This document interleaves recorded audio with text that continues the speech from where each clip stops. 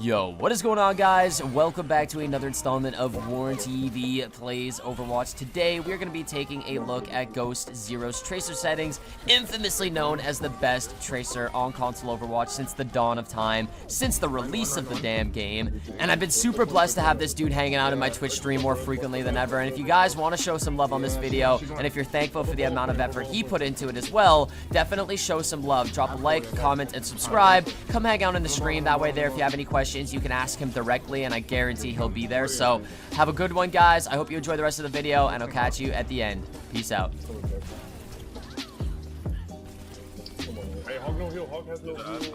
Okay, so here's the gist of it. Ghost032, a buddy of mine, sent me these high SR tracer settings, and I'm not kidding. When I say this guy's talented, I mean it. I play against him every now and then, and I usually end up on Torbjorn because my Ashe is just not fast enough. And you might be surprised to find out that he doesn't necessarily run the fastest settings in the entire world. And you might be conflicted because most people have told you in the past that flankers need to have high sense, Genji mains, tracer mains, Doomfist mains. It's efficient. Of course, I'm not taking that away from you. But in fact, he actually used to run slower settings than this back in the day, and he only recently updated them. And from what I know and what he told me, he recently upped his sensitivity to deal with the likes of Hammond and Doomfist, who add additional value in terms of contest and in terms of all-around sustainability.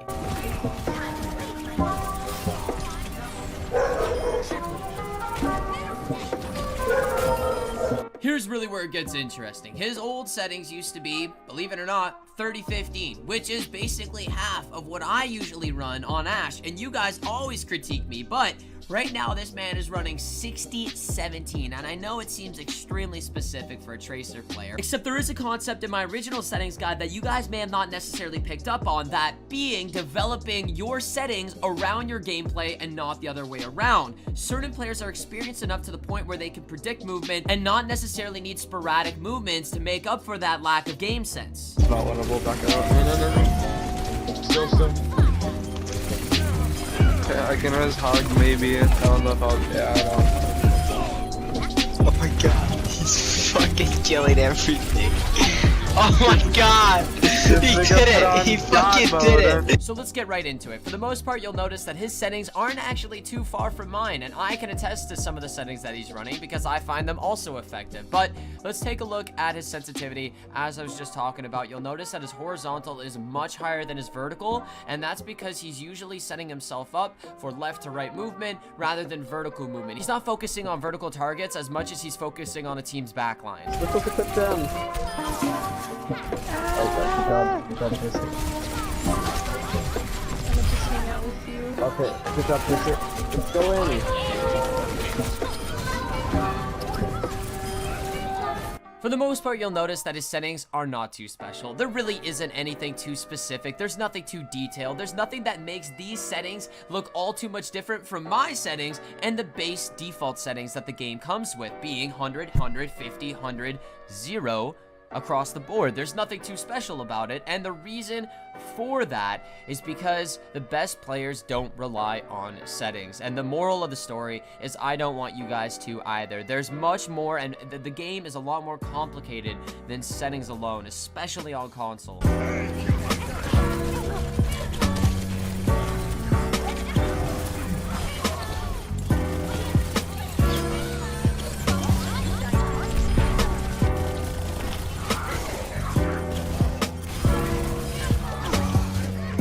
For the purpose of this video, we'll still dive deep into the aim assist settings. That way there is some level of fulfillment, and we'll start with the aim assist strength itself. Guys, don't be afraid to bump up your aim assist. For the most part, running 100 doesn't necessarily make you a bad player whatsoever, as you can clearly tell by the gameplay. It definitely doesn't, and you shouldn't be embarrassed by it. If your friends are running no aim assist because that's what PC players play, then don't. You don't have to level with everybody else just because you're not comfortable with it. The reality is, if you want to climb as fast as you possibly can and you want to do it seamlessly, running high aim assist is usually your best bet. I mentioned earlier that these settings are still primarily the same as the original base settings the game comes with, and the reason for that is that they're all accessible to most players, to all heroes, and that's because they want to make the game fun for everybody on controller, and you guys should also have fun and run what the game comes with.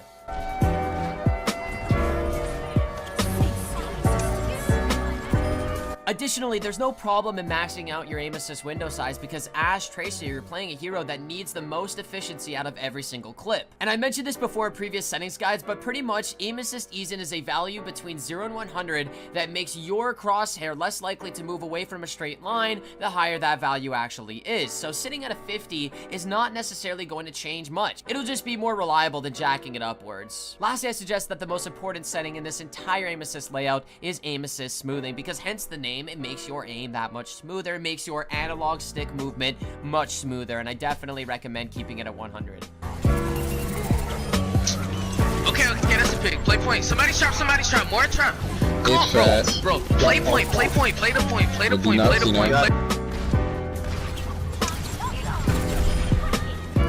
Usually I'm very judgmental over the people who actually run vibration on their controllers, but for this one moment, I'll give him the benefit of the doubt. Go0 is a very talented player, and he suggests that you should have it on. Now, I don't necessarily know if that's true, but I recommend you guys give it a try and see if it amplifies your Tracer gameplay. And now, the most important of all the settings that you guys typically look for in every single given settings guide that I post, the aim techniques. And we'll talk about the differences between dual zone and exponential ramp, both of which being the most important and the most utilized across all console gamers. But I myself believe that dual zone is a lot more efficient in any given task. Dual zone implies that there are two different zones, hence the name, and I know that's very self-explanatory, but there's a low sensitivity, and then the outermost ring of your analog stick is high sensitivity. Whereas exponential ramp, there is about, I think, 5 through 6 different segments where it increases in speed, but that can be pretty hard to track, especially if there's a lot going on.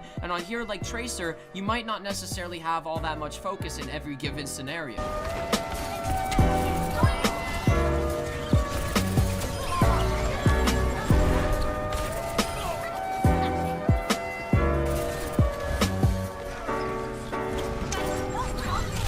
Wow. So let's take a look at this man's current medical, and for the most part, you'll notice in every single individual clip, he seems to change them. And for that matter, I will explain once more that the best players are always adapting their settings around their gameplay and what makes them comfortable. And right now, it seems that he's most comfortable running the circle, but notably the cyan color, which I think contrasts with the majority of the maps the best. He's running at 1 thickness, center gap 28, opacity 80, outline opacity 52, dot size of 6, which I also use, dot opacity of 100, and scales with resolution.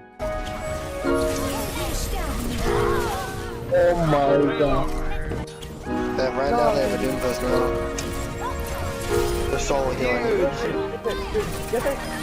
Usually I'll skip over the button layout, but for this specific settings guide, I think it might make sense to prove some people wrong, because every single time I play Tracer on stream, it seems like there's a lot of hypocrite heralds in chat, and what you might not necessarily know is you don't necessarily need to change up all too much. His ability 1 is set to L1, his ability 2 is set to R1, his ultimate is set to triangle, his interact is set to up, and for the most part, everything else is default. The reason I have behind showing you his settings is because it's pretty easy to follow. Nothing's too difficult. It's basically strictly default, but for the people who are a little bit low SR and want to learn something, he was nice enough to send an entirely new settings list with different sensitivities.